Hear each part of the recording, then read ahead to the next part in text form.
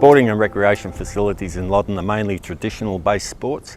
They include AFL football, netball, hockey, lawn bowls, tennis. Other facilities include swimming pools, and there's also some gun clubs and sailing clubs and equestrian clubs around the Shire as well. Sporting and recreation clubs in Loddon Shire are arguably the most important organisations in small rural communities. They provide residents of all ages with the opportunity to participate in sport and recreation, socialise and build community spirit, and to just come together.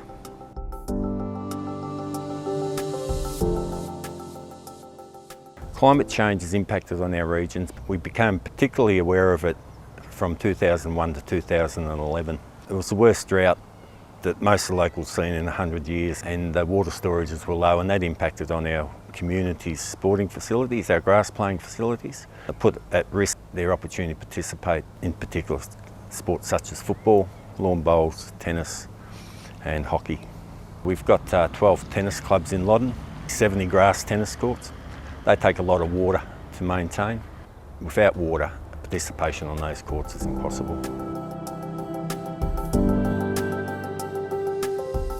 As a result of the drought and the impact it was having on our sporting and recreation clubs, Loddon Shire Council decided to do a climate proofing grass playing surfaces strategy.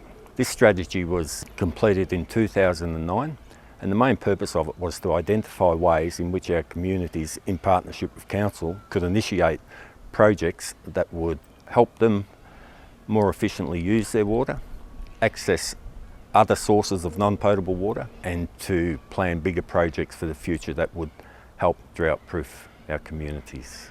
The key people in the strategy are obviously our community sporting clubs. All of our sporting clubs are run by volunteers. They look after the grounds, maintain them well, and they're passionate about keeping them strong so that our communities are sustainable into the future.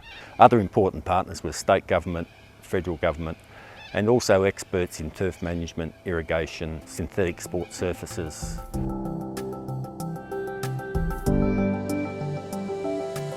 We've initiated a lot of projects that enable us to use our water more efficiently. We've installed efficient irrigation systems at all our major sporting reserves and some of our bowling clubs and tennis clubs as well. This will ensure that the water we have got is used more effectively and efficiently on the ovals. We've installed water tanks to harvest water from roofs and in some cases off roadways. We've installed several tennis courts, hard surface tennis courts, which are artificial grass and acrylic surfaces. We've also cleaned out a lot of our catchments to our reservoir storages. Before we did that, a lot of water was running to waste, but now we've ensured we've captured most of that in our reservoirs that water our recreation reserves. And we've also reseeded all of our football playing fields with drought-tolerant grasses, again to reduce the requirement of water. At all of our recreation reserves, we've replaced old outdated water fixtures with new water-efficient shower heads and taps.